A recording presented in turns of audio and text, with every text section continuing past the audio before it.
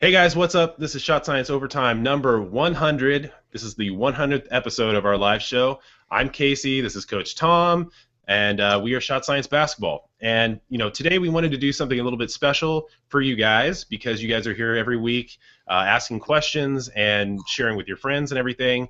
And so we wanted to bring somebody in special for you guys on the 100th episode because it's pretty awesome. But anyways, that person is with us right now. That is Grayson, the Professor Boucher. So what is up, buddy? What's going on, man? Honored to be on with you guys, man. Appreciate you guys having me. No, thanks so much. Grayson is obviously known for being the professor from And One and Ball Up, and he's an awesome guy, and he's been in some of our videos in the past too. Hopefully in the future as well. But we are super amped to have him on today. Okay, so before we get into another introduction of Grayson and his background and stuff like that, I just want to remind everybody that if you are watching the stream right now and you want to ask a question of Grayson or us or anything about basketball, please tweet to us. We are at Shot Science on Twitter. You can also post on our Facebook page, Google Plus, here in the live chat on Google Plus, on the Google Plus app, or on the YouTube page that's streaming this video. And we will try to get to as many people as we possibly can. But start sending us those questions. Go out and tell your friends and family to join and watch the show because that helps us grow, and that would be awesome. And while you're doing that, we're going to talk to Grayson for a little bit. So, Grayson, tell us a little bit about your background. Okay, so I was born and raised in Kaiser, Oregon, as I was telling you guys just a minute ago. That's an outskirt of Salem, which is actually the capital. So, small town. Grew up loving the game of basketball. My dad actually put my brother and I onto the game at 3 years old. We had like Larry Bird mini hoops that we would try to show off for the family on. We could get everybody to watch us shoot. Anyway, that was pretty funny. But so yeah, started playing ball at 3 years old. Played basketball all the way through, grade school, middle school, whole AAU circuit, high school, and my junior year, I actually was on JV, so I wasn't like a feature high school player. And I ended up transferring to a small Christian school my senior year, really strictly for basketball, and ended up playing there and got like second team All-State, which was cool to me at the time, and I thought a lot of college offers would come in off it, but I actually got no college offers. I ended up walking on at a junior college, Chemeketa Community College in Oregon, is my hometown. I was the last man on the team. I probably only played about 5 to 10 minutes a game. And then the spring and summer after that was when I made massive improvements in my career and eventually got onto the streetball circuit. How did you get selected onto the streetball circuit, Grayson? Yeah, so it was kind of crazy. So I go from not getting hardly any playing time at a JUCO to coming on to the streetball circuit. And one at the time, the primary clothing and apparel company who was putting out streetball tapes at the time. They had a cult following. They called the And One mixtapes. They had a show on ESPN that would show the And One team go from city to city playing these streetball games. And the sort of theme of the show was to find the next quote unquote, streetball legend or member of their team. And basically reality TV was hot at that time, so they kind of made it like a Survivor theme, if anybody remembers the Survivor reality TV show. So they did it basketball style, and when they came to Oregon, they came to Portland, Oregon. I had went up there just to watch the game, really just have a good time, but then I saw they were having tryouts. So I went up there and I started watching the competition for a little bit.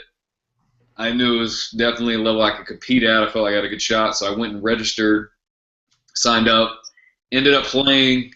Got the crowd really excited on a few different plays. The guys from the M1 team who were sitting there watching the tryouts, they kind of liked what I had to offer. And then I eventually got selected to go in and play against the M1 team. And so in that game, I think I got the crowd to stand up on their feet like a couple times, and I think that they liked me for the fact that maybe I looked sort of like an underdog. They selected me to actually go on tour with them from there. and I went throughout this whole survivor themed series of elimination process, and eventually won a contract with a company August of that summer. So Awesome. I mean, yeah. tons of questions come up just hearing all that stuff. Yeah. I'm sure that people can relate to kind of the disappointment of maybe not making teams or having expectations that aren't met and everything. Are those things that drove you to improve your skills and kind of take it to the next level? Man, totally.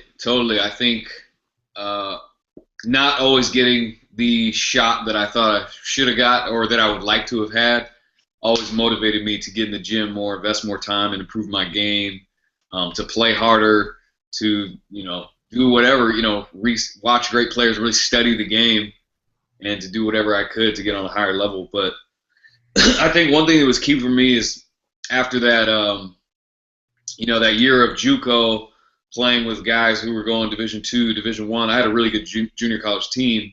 I really saw how I measured up directly with top level competition, and I really just noticed that I couldn't keep up from a defensive standpoint, and really offensive too, because I wasn't playing with the type of confidence that was needed to compete at that level.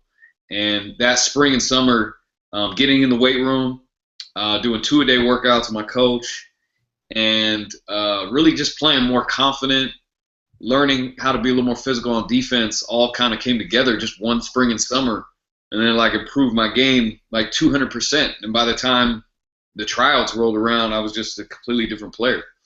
So yeah, I think the setbacks and the trials are definitely one of the main factors for motivating me to improve.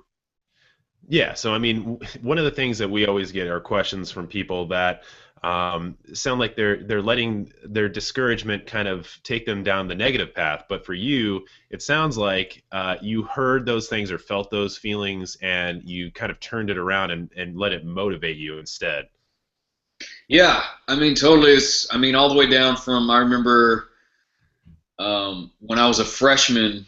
I think players a lot of times and parents often think that their talent level is a lot higher than it is. So when I was a freshman, since I had started all the way through AAU, I thought that coming into high school I should be on the JV team, right? But not being quite realistic, no, I didn't have any physicality on defense, really couldn't guard bigger players. I was about 5 foot, I believe. I think I maybe weighed 100 pounds, maybe. So that, being my first introduction to, all right, you're not as good as you think you are. Then sophomore year, I thought I should have been on the varsity, or should have swung varsity from the JV team. Didn't swing. Then junior year, being held on the JV team again was pretty humbling for me. And then also I got cut from the summer AAU team that was like the Oregon Elite squad.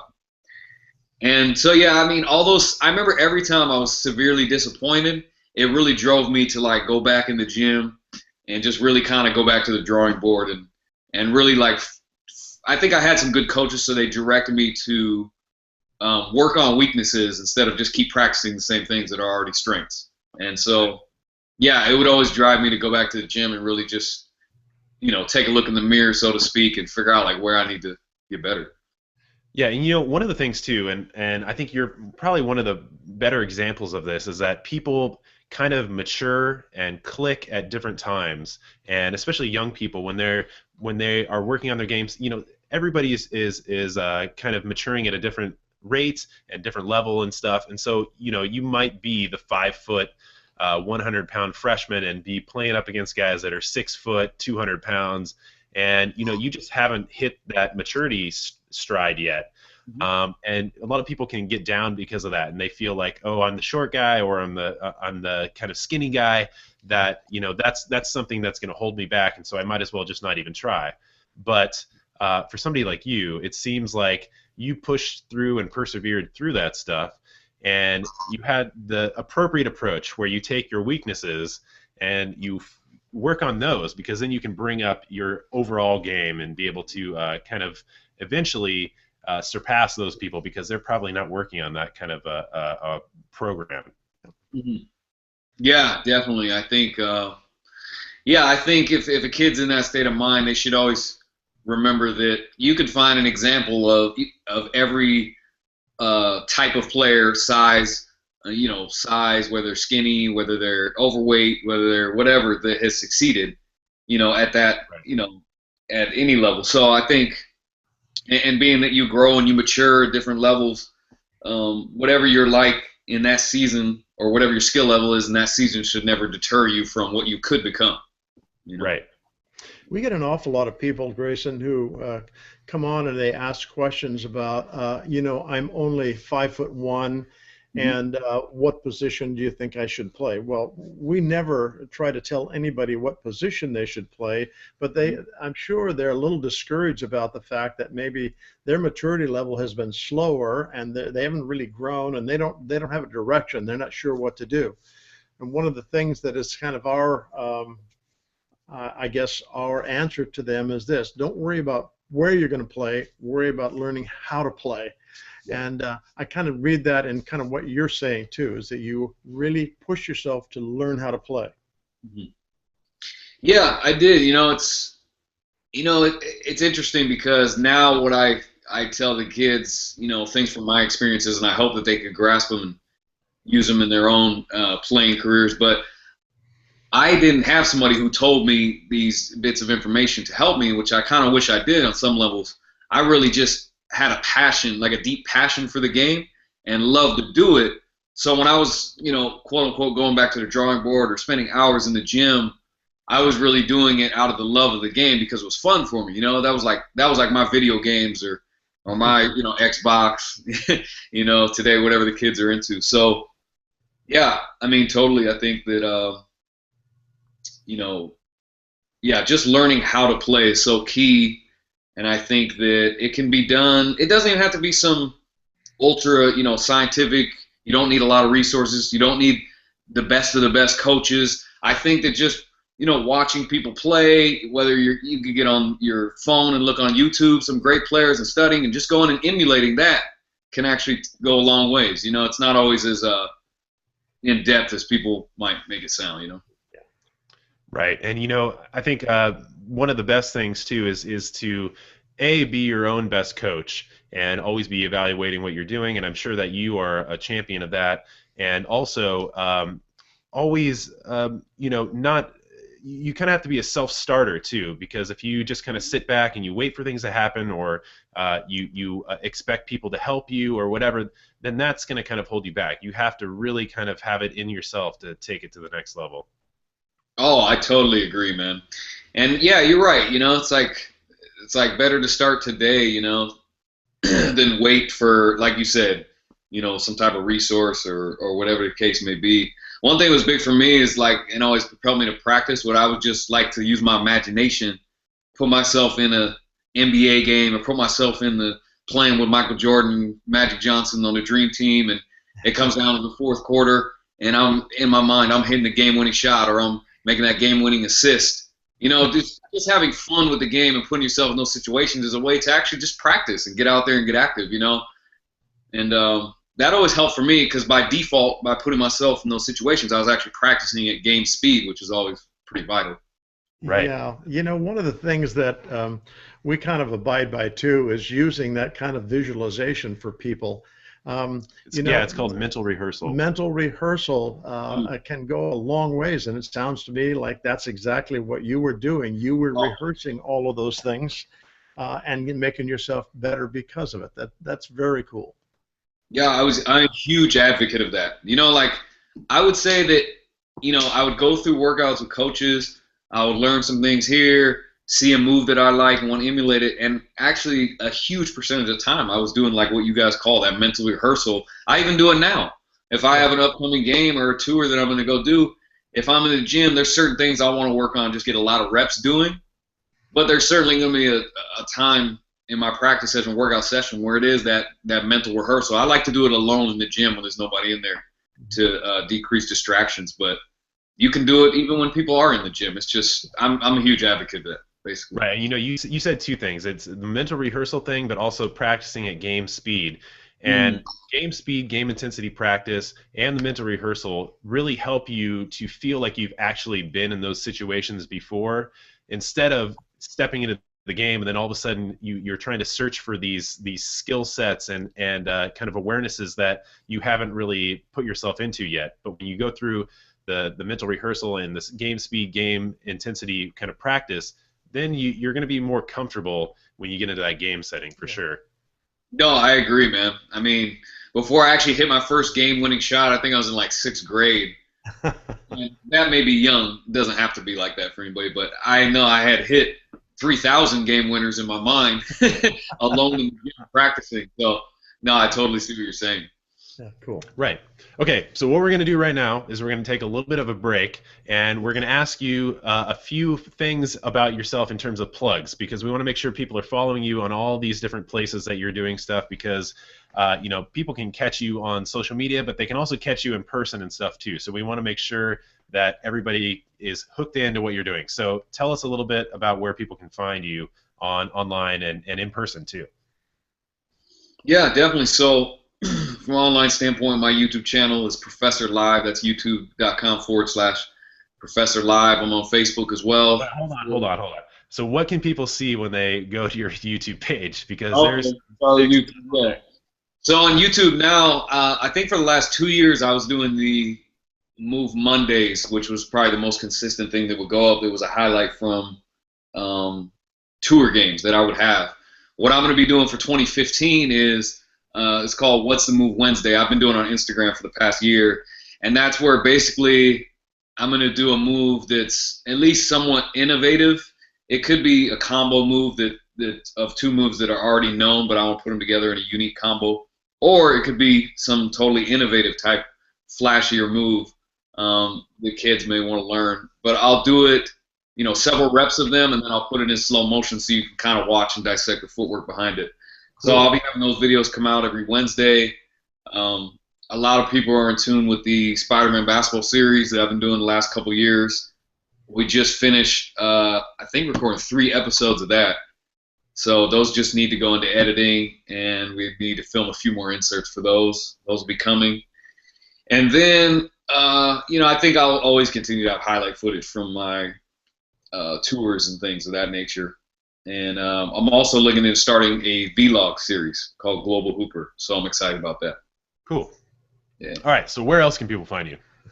Yes, so people can find me on Facebook, facebook.com/Professor Live, same as YouTube. And Facebook, I filter everything. To 1 million people on that too, which is crazy.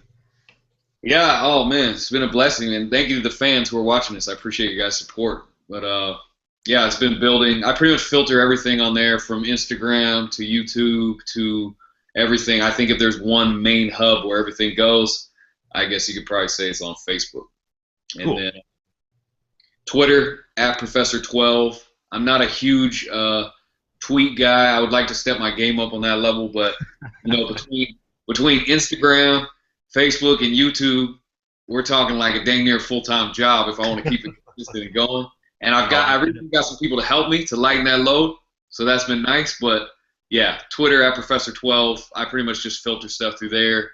Right. And then my main, I think the most relevant one for the younger kids is Instagram right now, maybe outside of YouTube, is Instagram. You can find me on Instagram @GlobalHooper.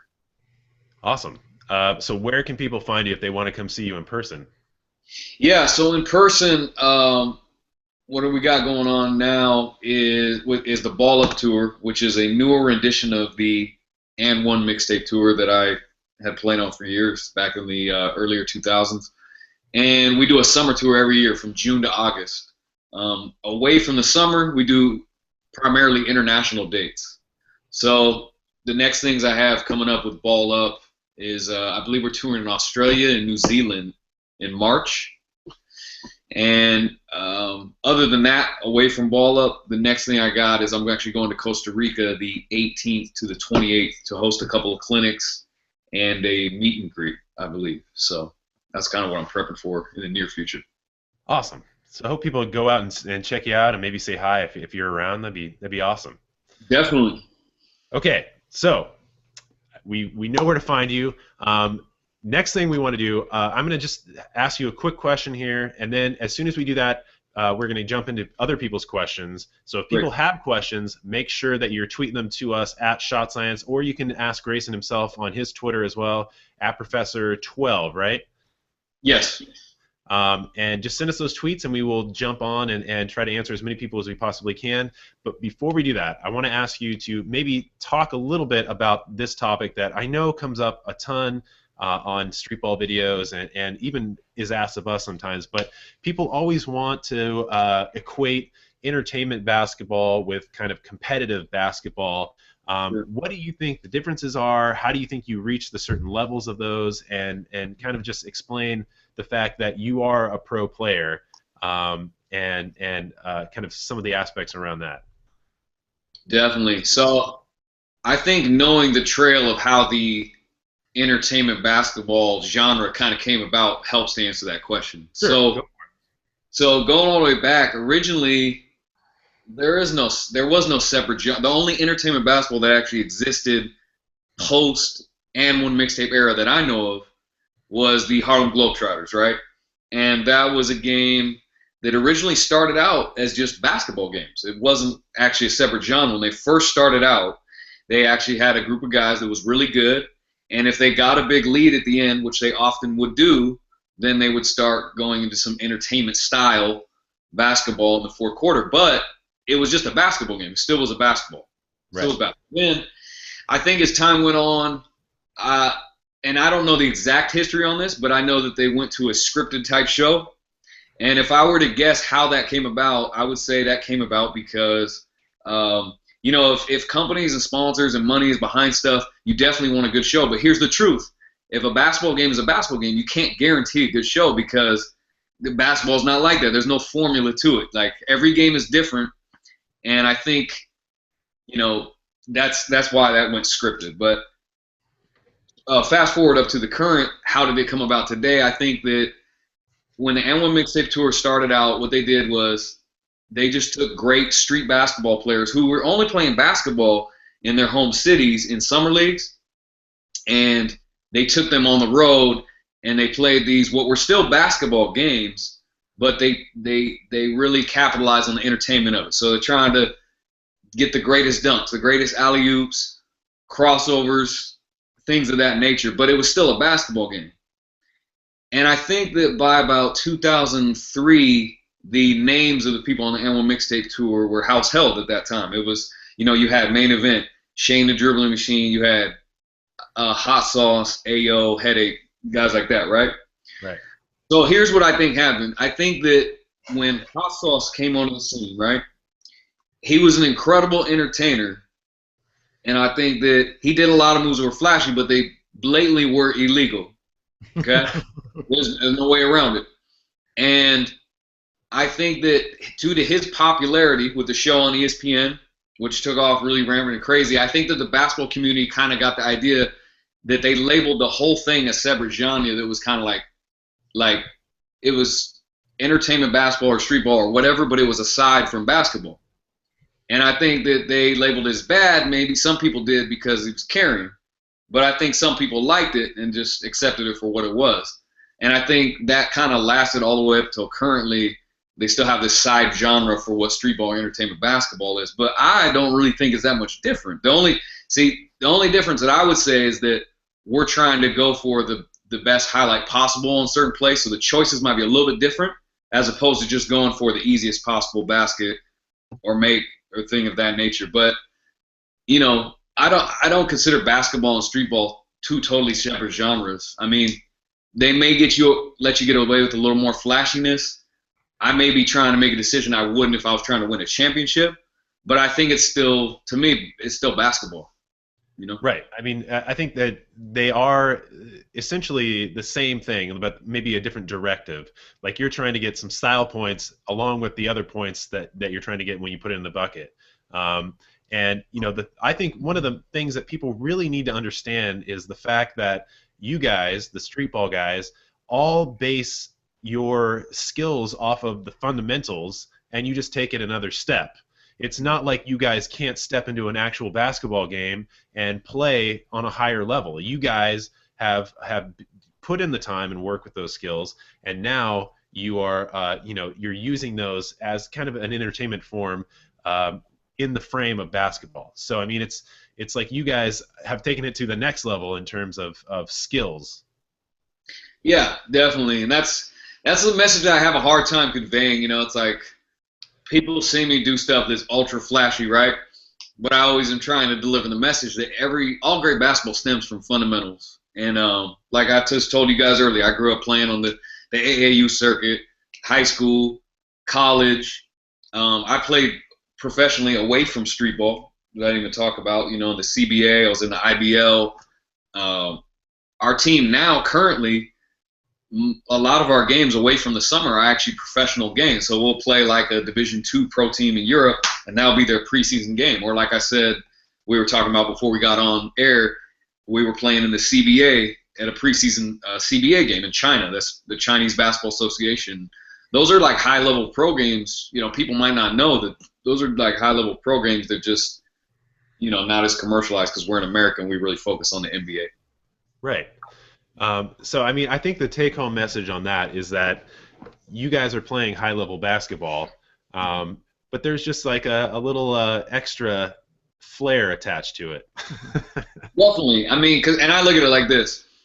All basketball, I mean, from a viewer standpoint, is for entertainment. You know, we watch the NBA so we can cheer on our teams, but ultimately it's like entertainment. You know, have some fun and watch a game. So we entertain through basketball outside of the NBA, and I think that being that there is no trophy or championship incentive involved, it's really all about that night and what you can take away from that game.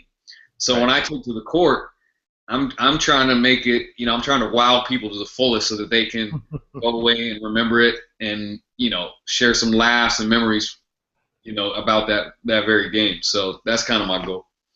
Yeah, and you pretty much pull that off every night, so. Appreciate it. Hey, not every night, just so you know, to all basketball players, you are going to have some off nights. It's just how it goes. All right, we'll take your word on that one. But, okay, so let's jump into answering some questions from other people, if you're cool with that. Yeah, definitely. Okay, and remember, you can jump in with some of yours, too, if you have some tweets. But let us jump in first here. And this one is from Boucher in the comments, who says, "Hi, I've got a couple questions for the professor. Who has the best handles in basketball today and all time? Who do you think?" Oh man, you know, it's so hard to say. I think it's kind of like, since there's like even less of a. Here's the thing: if you ask players, or if you ask somebody who is the best shooter of all time, you could at least have an argument based on shooting percentage or makes or misses. You know, with ball handling ability, there is no real measure. I think it's more like opinion based. Right.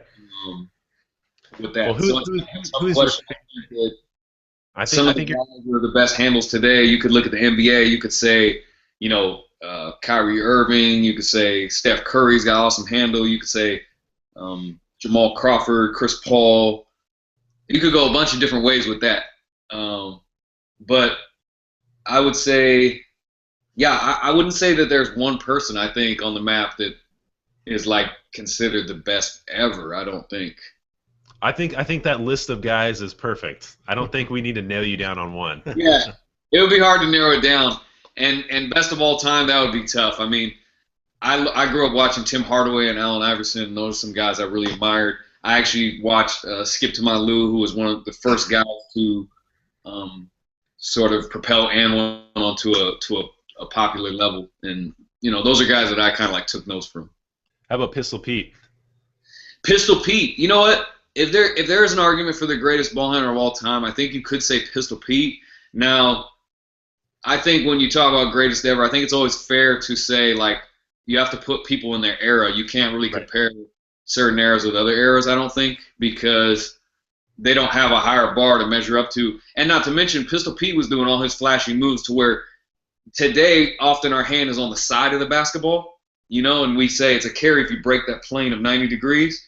Right. Well, I think with his, you couldn't even really be on the side too much. Like from what I watched from old school basketball, there was some leeway, but not really. You couldn't really have your hand on the side of the basketball. So when he was being that flashy and he was doing those moves purely with his hand on top of the ball, that's pretty dang impressive. And I think that the Harlem Globetrotters, and I know that Skip, to my Lou, the first Animal Mixtape player, were big fans of Pistol Pete, and he inspired their games. So I guess if I could say best ever, closest to it would probably be Pistol Pete. Yeah, well, definitely an innovator for sure. Yeah. Yeah. Okay, another question is from the same person. If you could play one-on-one with any NBA player, which would you choose, or who would you choose? Oh man. See, I'm not. See, some like street ball players or people that didn't make the NBA. They're always like they put like targets on NBA players' back. Like I gotta play him, get my Okay, stride. you don't have to answer this. It sounds like a loaded question. Uh, I just say it like this. Like there's no one that I'll be itching to play because I think that I could beat them or be better or dethrone what they got going on. Oh yeah, Um, yeah, but I would say, I mean, any of the guards who I had mentioned that had some of the top handles, I'd love to play them one on one for a great workout. yeah. Just have fun. Yeah. You're not trying to throw shade or put any targets on anybody. No, because I feel like if you've made the highest, the NBA has got the best basketball players in the world. There's some great players outside of it, but pretty much if you've gotten that level, I got a lot of respect for those guys because it's not easy. There's only room for just over 300 roster spots. Oh yeah, for sure. Okay, if you had the opportunity to play for any NBA team, which one would you choose? Uh, Is this going to be a hometown team or what? for me, it wouldn't really matter. I think it would be awesome to play either for, I'll say two. I would say either my home squad, which would be the Blazers, because I'm from Oregon. I grew up watching them. My dad is a diehard Blazer fan.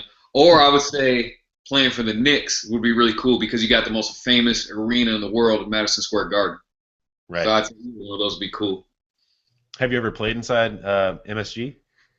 I did. The week that I won the contract with N1 in 2003, I actually played in Madison Square Garden and hit like this game-winning shot, which I'll never forget. And that was kind of a defining moment in my career. So MSG. Yeah, awesome. Cool. And Boj wants to say, thank you very much. Personally, by watching videos with you and the N1 tours, I fell in love with basketball. You are like a basketball hero to me. Best wishes. Yeah, how cool is that? Yeah, Wow. that's great. Thank you for supporting. Appreciate it. Okay, Lewin Ketter says, how do I take basketball far enough to reach the NBA or EuroLeague? Thanks, by the way. Love the channel. That's a tough question, I think. I think that one of the things that you might want to address is just like the work ethic that's involved and, maybe setting incremental goals instead of setting these huge goals. Kind of have goals that'll help you step to the next level. Like, okay, I'm gonna work up and make the freshman team. I'm gonna make the JV team. I'm gonna make the varsity. Things like that. What do you think about that? Yeah, I agree. Incremental goals are good. You always want to focus on the year at hand, or excuse me, the upcoming year. A lot of times you're in the summer, you're preparing for that upcoming season. So I think you really prepare for that, and maybe you keep a long-term goal in the back of your mind. But like you said, there's no easy way to answer like how do I make the NBA or how to make the WNBA, things of that nature. I think that common things, things that great players that had in common that made those levels are a deep passion for the game. I think is big because you're gonna have to invest so much time and effort into it that it might as well be fun for you if you're gonna do it. So I would say having it as a passion is huge. Like you said, Casey, huge time investment. I know growing up, I practiced anywhere between like 1 to 8 hours a day playing. And the only reason I say 1 is because those were days I was busy or my mom made me study or whatever the case was. Most of the time, I was really there from about 4 to 8 hours at the gym. Pistol Pete said he practiced anywhere between 6 to 10 hours a day. So you can do the math. So time investment, love for the game. I think being a student of the game is huge. Watching great players and trying to emulate the things that they do and looking at the footwork and really breaking it down is huge. Those are a few things I could say that would be required, if you will, to make the NBA or play at the highest level. But it's really a loaded question. I think I could sit here for another 20 minutes and go through all the things that you would need. Yeah. Okay. What do you think about this too? Because this comes up every once in a while. What do you think is better, staying on your home court and just dominating the home court, or going out and actually experiencing other teams, other courts, other players and stuff like that? Like, what is going to make you grow the most? Yeah, definitely. I think going out and playing as many people you can in as many different settings as you can. I know with me growing up, I didn't get to leave my town as much as I would have liked to until college, so I didn't have that opportunity as much. But if you get the opportunity, I think oftentimes if you can become like the man at your home court or the best player or one of the best, then we can get content in that. Not Right. realizing that there's always somebody better, man. There's great people everywhere. There's people that play totally different from where you play. Especially if you're a kid that plays in the suburbs and your high school program that you're at probably runs a lot of offense and more of an old school style. You may not play with some of the inner city schools, which are playing more of a fast break style basketball, simpler plays, pick and rolls, relying more on athleticism. So I think, yeah, it's good to play in as many settings as much competition as possible. Right. Cool. Do you have any questions on your Twitter that you want to jump in on or anything like that? There was one that came up. Let me see here. Well, there's a few. Let's see. Let's see. Blake Ennis on Twitter says, "Have you ever played against NBA players, and have you ever got to try out for an NBA team?" It's a good question. Yeah.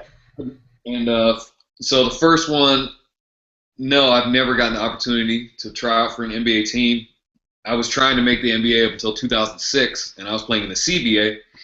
And at that time, I believe I was 24, and I realized that to make the NBA, I was going to have to take this long backdoor route, which means I would have had to go overseas and prove myself at the highest level. This is before the D League, and hopefully, get some eyes by an NBA recruiter and maybe make an NBA team by the time I was 27, 28, if at best, if it happened in 3 years, but probably would have happened closer to the age I'm at now, which is 30.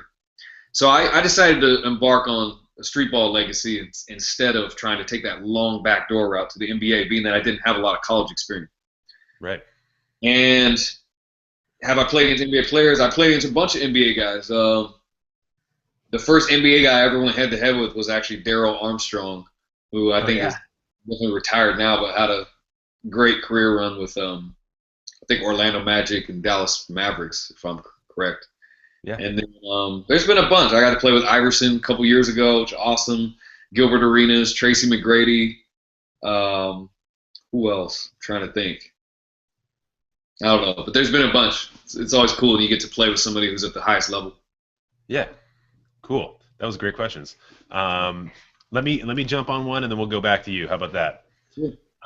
Andrew Collins asked if you're ever going to do a game or something in Minnesota.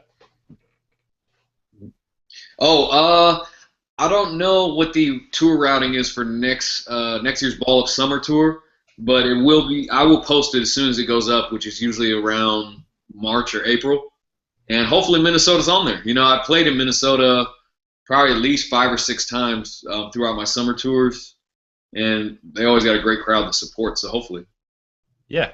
So follow Grayson, and I'm sure that you'll get the alert when it comes up. All right. How about you get one? Let's see here. Let's go to Facebook. There was a bunch that came in on here.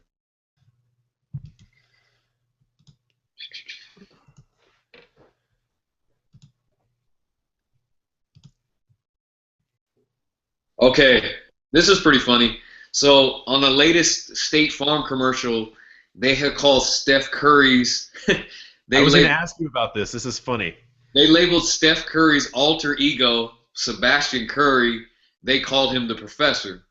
And I posted it on my Facebook because I thought it was humorous and funny, and Steph Curry had this funny professor outfit. So I thought it was funny and fitting that I would post it. But a lot of people took it more like I was upset and I needed to get the rights back to my name and that I needed to play him one-on-one. So there's 4 or 5 of these questions about playing Steph Curry one-on-one. And I just want the fans to know is that, A, he's not assuming that name as a regular basketball player on the court. That's like his alter ego for a State Farm ad or fictional commercial. And B, even if, he did assume the name, it's nicknames are recycled a lot of times. It's just something that happens. So, I know Steph. I shook his hand before. We chopped it up. He seemed like a real cool guy. I'm definitely a fan of his game. And there was no animosity there. Sounds like people are going to start a campaign for you or something. Yes, yeah, that was hilarious. So But they just need to cool it a little bit, I guess. yeah, just relax. It was all good. Yeah, that's funny. I saw that the other day. Yeah. Okay, we have a question here from DGK Stees, and they're asking, how can I train if I have no indoor facilities available and outdoors is cold and wet? We Yeah, get this how question quite well? often. I would say two things to answer that question. Number one, you can. It depends on your parents. You know, if they're cool, with let you dribble the ball in the house, or it depends on if you have a garage. Are they cool with you being out in the garage? Because growing up, I was in the garage heavy, like dribbling a ball, and my mom actually wouldn't let us dribble in the house a lot. Like it would get on her nerves. It'd just be too much. So it all depends on your parents, evaluation of if that's cool or not. But also, I would say if it's too wet and cold, how cold are we really talking? Because I grew up playing in the rain like 4 or 5 days out of the week. Growing up in Oregon, it rains more than any state in the United States except for Washington. So I always was in the cold and rain. I'd throw some gloves on, go play, put on a jacket, a hoodie, whatever. Once you get going, you're not really cold anymore once you go hard for about 10, 20 minutes. But if we're talking, Minnesota winter cold where it's like 0 degrees, then yeah, I would say hopefully your mom lets you dribble in the house. Yeah, we get questions like that all the time, Yeah. and the real answer there is that you kind of have to make it happen. If you don't have a place to work out indoors, you got to find a place to work out indoors. It's one of those things where nobody's going to help you, and there is no magic pill, so you got to kind of make it happen. Yeah. Good point. I didn't even think about that. There's YMCA's, there's rec centers. Yeah. Hopefully you can find a gym that you get a membership at that your parents might let you. I guess I was saying worst come to worst. The house is all you got. Nope. Your mom will buy you that if you will just take and get out of the upstairs bedroom while she's working in the kitchen, huh? You might. Yeah, and the thing is too is that you if you really are passionate about basketball, you can go out, you can talk to maybe the local coaches that are at schools and maybe work on getting an open gym started, or maybe getting the keys if they trust you. That's one of the things that we did is we had the keys for the gym when we were in high school, so we could go there whenever we wanted. But you just got to make it happen. That's the real key on that. Absolutely. All right, man, your turn. What's up? So Matthew Jensen, he asked a really good question. He said, "What is the most important thing to know when in getting past your defender?" So this is cool. This is something I actually recently talked about on I have another Instagram, by the way, at Superhuman Dribblings for my program, where I give tips and moves and stuff like that. But I actually addressed this recently. I was telling players that the proper footwork and making the proper reads going against your opponent is actually more important than the quickness or explosiveness of your move. So I think they're both important, but I think I knew a guy, and I actually talked about this too. I had an ex-teammate who I won't name his name, but he was only 5'5", and he was extremely overweight all the time. But he invested a lot of time in the game, and he was really good at reading his defender's footwork, and he had really good footwork himself in doing moves, and he was actually able to get by a lot of people. It blew my mind at first because I'm like, how does this guy cross people over and go by them? And I think he was good at reading his defender, reading which way to attack was best, like where they were off balance, how his feet were positioned. He put a lot of time into his and things of that nature. So I would say it's hard to say what's most important, but I think that reading your defender is certainly somewhere at the top. Right. Yeah, and I think you said some key things there, and number one is probably footwork. If you have the footwork for most anything related to basketball, you're going to be in good shape. And the other thing too is just selling the move. I know that's a huge part of the streetball game is just selling a move in terms of making it look like you're going to do something, but you're actually going to do something else. Yeah. And that's true with even the simplest crossover. You're trying to make a guy think you're going this way, and before he has an opportunity to adjust, you're going the other way. Yeah, no, totally. How deceptive you can be in delivering your move is huge, and so many things weigh into that. You could talk about the eyes, you could talk about Right. where your hips are positioned and your sell point, how low you are, center of gravity. There's a lot there, but agreed. Okay, we're getting a couple of questions from people that are asking, like, what other sports you've played. We have one from John O2, who is at John_MUT17 on Twitter, who's asking you about other sports that you've played. And then we have the Lacrosse Network, TLN. They're asking you, have you ever played lacrosse? So what is your sports background? Is it exclusively basketball, or have you dabbled in anything else? For the most part, it was exclusively basketball. But when I was younger, I played baseball. I ran track. I think in high school, I actually did 1 year cross country. But for the most part, my dad was most into basketball. He likes all sports. He was most into basketball, and that kind of just wore off on us. So we were just like the hoops guys, pretty much. Yeah, the basketball family. That sounds familiar. Yeah, sure, you guys can attest. Okay. Do you have another question for us over there? So Nate Rosario asked me on Facebook. He said, "Is the time travel move considered a walk? I caught some guy with it, and he called it. LOL." I think what he's referring to is the move I do is called the time lapse, which is a series of, I don't know if people are familiar with the stiff leg crossover, but the time travel is made up of like 4 of those in a row. But the way the footwork is, it actually looks like it's in fast forward. That's why I called it the time lapse. And no, if I would tell Nate, if you actually did the move properly, your hand would never go, would never break the plane of 90 degrees, and you certainly wouldn't palm the ball, and you don't travel either because you don't really move anywhere but in place. So it should be legal. So make sure and check out the footwork on that. Is that kind of like the Michael Jordan that Michael Jordan highlight you always see? Which is what? Where he kind of shifts his legs back and forth as he does his step back, and then he takes him to the basket after that. Oh, you're talking about the stutter step. Yeah. No, this one is.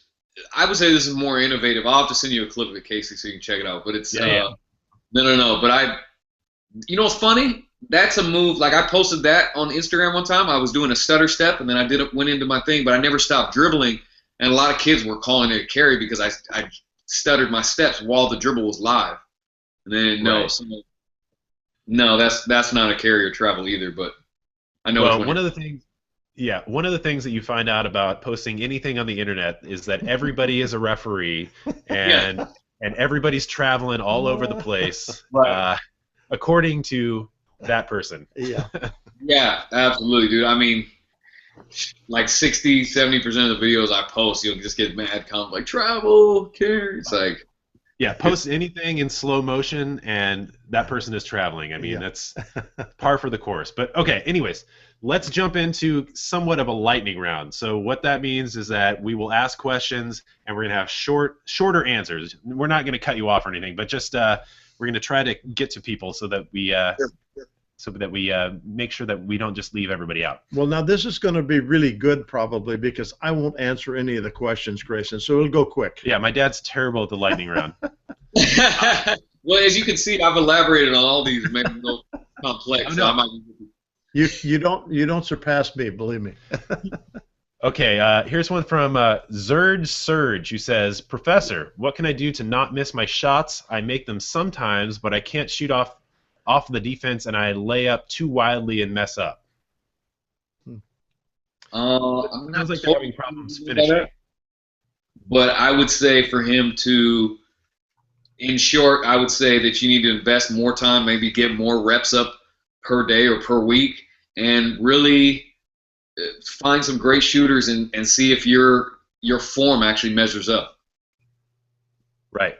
And I would say also maybe work on your game speed, game intensity work, focus on the finish, and get a little bit more experience. I think that always helps as well. All right. Do you have a question over there? Let's see.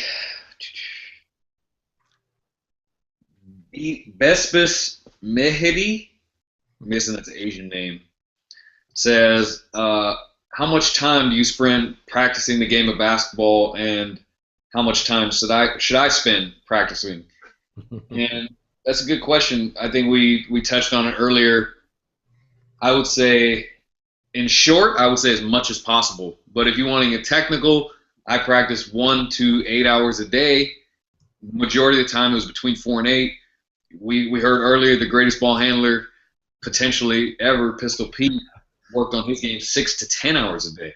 So when you talk about how much should you practice, I guess that all depends on where do you want to play pro, college, whatever it is, but the more the better.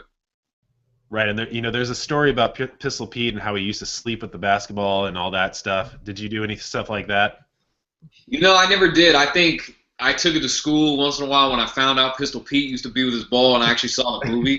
I probably took my ball to school for like 3 weeks, but I never continued after that. I think that just showed his dedication and how, he was comfortable with the ball because he had his hands a lot of times, which helps, but I don't think it's like mandatory. Yeah. Okay, this one is from Maris or Maris, who is at Maris_L on Twitter, who asked, hey, Professor, do you play video games like NBA 2K, and why were you on its developers' NBA 2K team? Oh, good question. First question, I actually don't game. I used to be a big gamer, high school, shortly after high school and college, I used to game a lot, but I realized that it was taking up too much of my time and I wasn't disciplined enough to play for an hour and then let it chill and go do other things. So I actually don't play any video games at all. However, I do keep up on what the kids like. So I'll look at the latest 2K game. I'll look at, if Live has any sports games, I'll check it out. But I was on the 2K developer team because I actually did motion capture for them from 2K, I believe 2K7 all the way up until 2K13.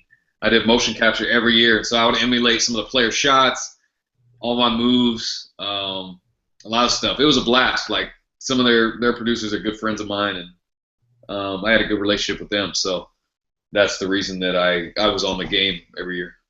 Yeah, you got to do all the cool motion capture, wear the suit and all that. Yes, it was a blast. It was actually up by you guys, up in the Bay. I think it was in is it Novato? Oh, Nevada, sure, yeah, that's up north of San Francisco. The studio that we worked out of. So yeah, I went to the Cool. Well, Noah Sta Elena asked, are you going to have any clinics or camps in the Bay Area anytime soon? I don't want to say I don't have any plans right now, anytime, but I don't want to say in 2015 that I won't, because right now I'm in the brainstorming stage with Superhuman Dribbling and trying to figure out what we're going to do moving forward. Obviously, we'll have more downloads and more programs coming out, but we might do a camp tour or some type of camp circuit. So cool. I would say just stay tuned, and hopefully that is, if we go that route, that is one of our tour spots. Yeah, and all the more reason to follow Grayson on all his social media stuff. Yeah. So step up your game. Okay, this one is from Ball is Life 2, who says, how do you drive in the lane successfully without being blocked, and how can I improve my handles quickly without equipment or paying for anything? Well, hey, here's the thing. There's a lot of kids, and there's a lot of players in the NBA today that didn't go to camps, that couldn't buy expensive programs and have all that teaching. So it definitely is possible to improve without all that stuff. And I think then you say how, it's like, well, some of the stuff we talked about, do you spend time imagining your game situations? Do you emulate other great players? Are you a student of the game? Those things are taken into consideration. As far as finishing in the lane without getting blocked, that's a good question. I think the speed of your release is huge on your jump shot. So if you are accustomed to shooting 5 to 10 foot floaters in the lane, that has to be a fast shot. So I think you need to, if you can watch some other players shoot floaters or watch it in slow motion, that's something to take note of. I think if you're talking about finishing right at the basket, something that's good to get used to is playing a lot of one-on-one and two-on-two settings where there's not a bunch of people in the lane, and get used to finishing, keeping your body in between you and the defender, and finishing is key, because I think if you can do it in a one-on-one, two-on-two setting, you can carry over better in the 5-on-5 setting, because you're really focusing on just shielding your opponent off, and then later you can get into, attacking open gaps, and if another guy comes to help, what I do.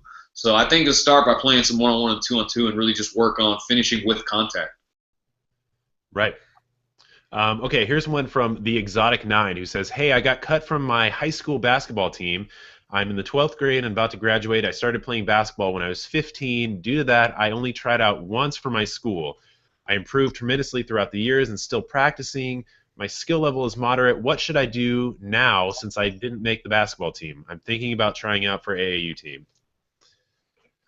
I would say try out for the AAU team. If you're in 12th grade, if you're senior in high school, you want to be playing somewhere. If you can't, you get cut, you don't have the AAU option, then I would say it'd really be about improving because if you want to continue to play past high school, certainly a high skill level is kind of required, especially if you're not 6'8" and up. You're going to need a decent skill level. You're going to you're going to need to know how to guard somebody. I think that just taking it back to the drawing board and just practicing on some weaknesses, playing a lot of basketball, try to play against some good competition. Are some of the things that you could try to pursue. Cool. Okay, we're going to have one more question from you and one more from us, and then we're going to wrap it up. So how about you hit us back with another question? Definitely. This question was good. It's from Eunice Rahab. It says, how do you get your weak hand to be as good as your dominant hand? Ooh, so we get that one all the time. Great question. I think, it's all about how much reps you're getting in with your weak hand. I think that strengthens it. But what I did for me was there was at one point, I think about 5th or 6th grade, and I realized I was pretty much going right every play. And I realized that the great players were being able to finish left and right. And I remember Jordan, he did that famous play who jumped in the air with the right hand and handed it to his left hand. And I was like, dang, that was so cool. But I realized I had no left, like I couldn't even come close to doing that. So I wanted to get better with my left hand. And I went to the gym, and I spent like 45 minutes using only my left hand. Because I had heard some coach had said that that's a great way to do it. So I tried it. I literally didn't touch the ball with my right hand, except for maybe like on a quick rebound, for like 45 minutes. And it's funny enough, this may sound crazy, but at the end, like the last 10 minutes of that session, I could shoot a left-hand layup like fairly easy, even though it felt funny. And then over time, I had a few more of those. And then when I would play one-on-one, naturally I would be inclined to go left because I wouldn't picture it as like hard or something I couldn't do. Right. And so progressively, it just became easier. But so I would say try to get in some sessions where you only use your weak hand. That helps a lot. Grayson, one of the things that we get, and we get it all the time, is can you give us some tips for working with your offhand? Uh-huh. And, our usual response is use it. That's going to help you. There aren't any special clues or tips that are going to make you expert with that offhand. You just have to work on it. Yeah. And you've said that yourself right here, so that's cool. Yeah, totally. Yeah, get the reps. All right, before I get into this last question, I just want to tell you that there's people from all over the place saying that they want you to come to France, they want you to come to Spain, they want you to come to Texas, they want you to come to Chicago. And Minnesota. So you better buy up your plane tickets now because people are asking you to come everywhere. Hey, man, Lord willing, those are some of the tour stops for 2015. Yeah, so if people want to see where Grayson's going to be this next year, make sure they check out the Ball Up Tour website, right? Yes. Okay, last question. This one is from NeoNux209, who says, how much do you invest in your R&D, which is research and development, for making new moves? And if so, what is the process in which you do it, like the Miyagi, etc.? Oh, good question. I'll think of new moves randomly, like at all different times. Like, I thought of that Miyagi move when I was in high school, actually. I just hadn't done it in years and just kind of brought it back. When I was just messing around at the gym, and I was trying to do something with my hands that would like fake out the defender and then keep going, some change of speed stuff. And it just kind of just came to me just through messing around in the gym. There's some moves I thought of like in a dream or like when I'm like lay down at night just thinking, visualizing the game. And then other times I'll watch random videos on YouTube and I'll see maybe a player do something or a kid do something, and then I'll remix it and put my own spin on it.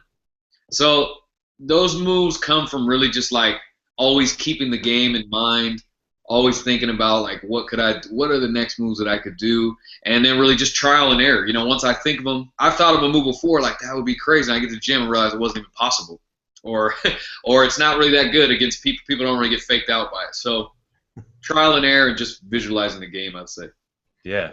So I mean, you probably have to do a little bit of reverse engineering on some of those because you see it and then you got to figure out how to pull it off. Totally.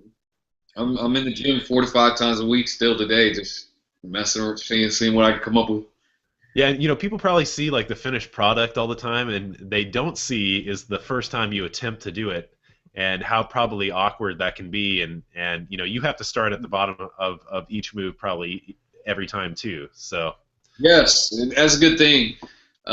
That's a good thing I stress. One thing I actually talked about recently in Superhuman Dribbling is that if you want to be a great ball handler, you got to be willing to make mistakes. Just like if you want to be a great shooter, you be willing to miss a bunch of shots and not get so frustrated at your mess ups that it deters from you from improving or continuing to practice. Like, you got to understand, Michael Jordan, before he was good, guess what? He was missing a billion fadeaways. Before he was a good 3-point shooter, he missed a bunch of shots. Pistol Pete messed up a bunch of moves. I mess up tons of moves all the time. Like, even when I'm filming the segments for Instagram, social media, like some of the reps, I got to the point where it doesn't take that long now, but you best believe when I was younger filming those, it would have took hours. So, yeah.